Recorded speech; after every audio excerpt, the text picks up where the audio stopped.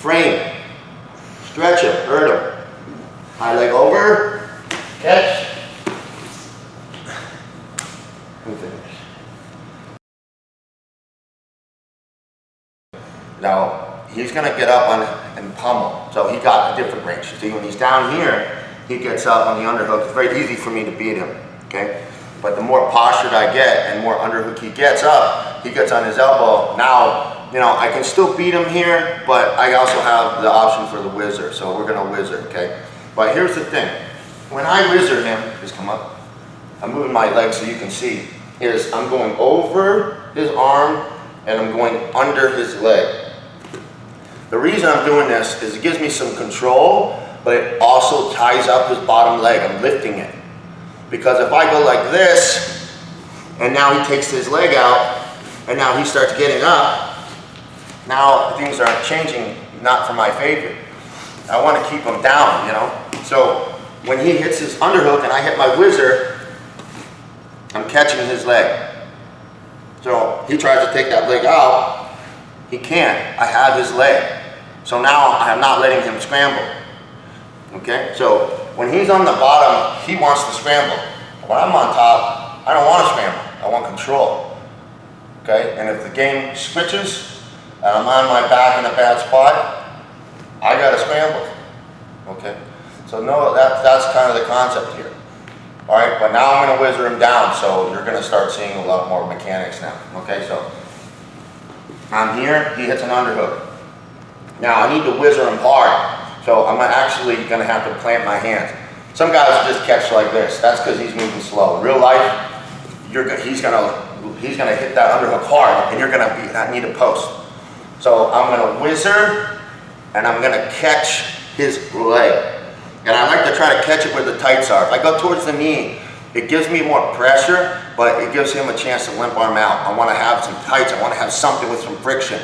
All right? My arm will have to go back for pressure. So to do that, my leg's going to come back, and I'm going to drive my right shoulder down. So see how he's on his elbow?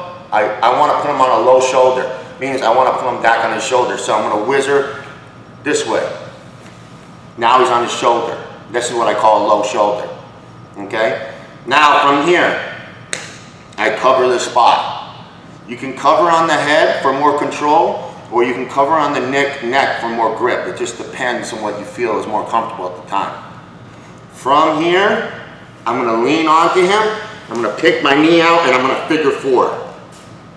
Notice my knees are off the ground. If my knees are on the ground, Nick is still in the fight. Knees off the ground, he's not going anywhere. This right here is a quarter Nelson, okay? You play it different if he's down or if he's on a bottom referee's like a turtle position. It's just similar, but just where your hand position is, okay? So I'm gonna hit my quarter. Now, what I'm gonna do after I hit my quarter and I pass is I'm gonna go straight to a screw choke or a Darce choke. I'm trying to, long time ago I heard it called by the Japanese a screw choke. I think that actually describes it better, but Darce choke or whatever, it's the same thing. It's just whatever you want to call it. Okay, so let me turn a little bit this way. There we go. So he's down, he comes up, I catch, and I whizzer down and lift the leg. Put him on a low shoulder. Frame. Now, you can go straight to the quarter, but I actually come here and I work my knee out. Then I lock. Now from here, he does not want to hold my body with that underhook anymore, so he's going to drop it. And when he does, I have an option for where I want to go. So what I'm going to do now is this hand's going to go over and grab his head, and I'm going to lift his head up. And now this arm is going to reach as deep as I can. I put my ear on his body and I drop to my right knee. That's just so I can dip my shoulder. Now what I like to do is come here and lock my own tricep, because right now I already have him locked, okay? And this is important for a couple of reasons, okay? I'll get to them in a second.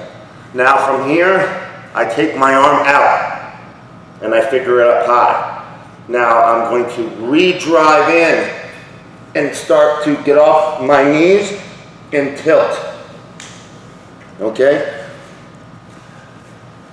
I lock and I'm going to tilt That's why it was called a screw choke. You're like screwing it in. You don't want to just sit here. Tilt, okay? Make sure when you're doing this darce choke, you try to get as deep on your own arm as you can, and don't frame against yourself. People do this a lot.